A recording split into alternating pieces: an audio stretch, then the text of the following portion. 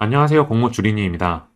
오늘은 1월 24일 상장하는 아스테라시스와 대형 컴퍼니 와이즈너트 증권 발행 실적 보고서를 살펴보고 상장일 유통 물량과 목표 주가를 체크해 보도록 하겠습니다. 우선 아스테라시스를 먼저 살펴보면 우리 사주 조합에 배정된 물량은 모두 소화되었으며 기관 투자자에게 255만 주가량, 일반 투자자에게 91만 2,500주 배정으로 균등과 비례는 각각 45만 6,250주씩 배정되었습니다. 청약 결과는 다음과 같았는데 청약 주관사는 DB금융투자였으며 청약 건수는 87,593건이 들어오면서 균등 기본 5주에 21% 확률로 6주까지 배정받을 수 있었습니다. 총 증거금은 3.76조 원이 들어오며 비례 한 주당 824만 원이 필요한 청약이었고요. 파킹 통장 이자 대비해서는 1,050원 이상 상승해 줘야 이득이 되겠습니다. 최종 의무 보유 확약은 64.82%로 기존 9.98%에서 6배 이상 크게 상승하면서 확약이 매우 크게 늘어났다는 점은 긍정적으로 볼 수 있습니다. 최종 확약을 적용한 상장일 유통 가능 물량은 전체 주식의 32.33%가 유통 가능하며 유통 가능 금액은 543억 원이 되겠습니다. 아스테라시스는 안티에이징 관련 미용 의료기기 등을 주요 제품으로 생산 및 판매하는 기업입니다. 리프테라2로 대표되는 하이프 미용 의료기기와 RF 미용 기기를 내세우고 있으며 국내 시장 점유율은 그렇게 높지만은 않습니다. 그래도 매출액은 매년 꾸준히 증가시켜 오면서 순이익을 내고 있는 기업이고요. 올해 하반기 신제품 출시로 추가 매출 증가를 기대하고 있습니다.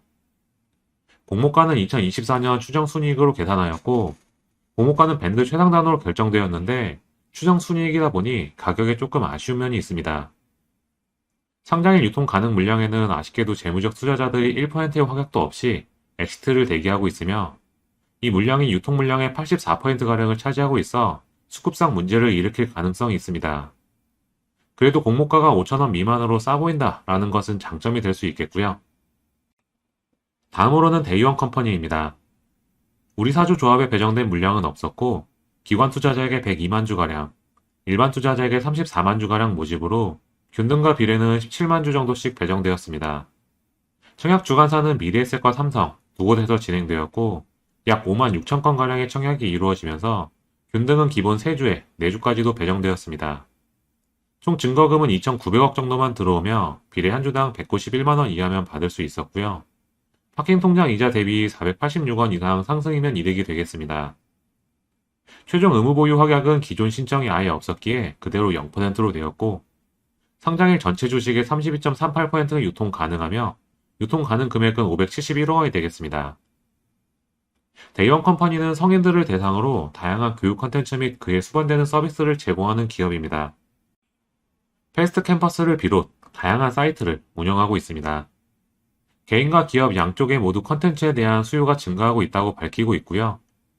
적자폭은 많이 줄였습니다만 아직 지속 적자를 기록 중이며 공모가는 밴드 최하단에서 40%나 낮춰서 상장을 시도합니다. 다만 공모가 산정 시 경쟁 기업인 멀티캠퍼스의 PSR이 워낙 낮기에 낮춘 가격도 실제로는 그렇게 메리트가 있어 보이진 않습니다. 대형 컴퍼니도 기존 주주 물량 비율이 꽤 되는데 마지막 투자 단가가 21,932원으로 공모가 대비 꽤 높고 시리즈 C 투자 단가도 공모가와 비슷한 수준일 것으로 보입니다. 그래서 상장일에는 이 물량들은 나오지 않을 것으로 예상되겠고요. 3개월의 환멸 청구권이 있어서 시작부터 크게 빠져서 시작한다면 천천히 대응하셔도 되겠습니다. 다음으로는 와이즈넛입니다. 우리 사주 조합에 배정된 물량은 모두 소화되었으며 기관 투자자에게 63만 주, 일반 투자자에게 22만 5천 주 배정으로 균등과 비례 각각 11만 2,500주씩 배정되었습니다. 청약 주관사는 삼성증권이었으며 청약은 11,044건만 들어오며 균등만 해도 10주에서 11주까지도 배정을 받았고 총 증거금도 184억 원만 들어오며 매우 낮은 금액으로도 비례를 받을 수 있었습니다. 그러다 보니 조금만 올라줘도 이득을 볼 수 있게 되었고요. 최종 확약은 4.7%로 기존 0.32%에서 크게 오르긴 했으나 수치 자체는 아쉽습니다. 최종 확약을 적용한 상장일 유통 가능 물량은 전체 주식의 66.75%가 유통 가능하며 유통 가능 금액은 1,483억 원이 되겠습니다.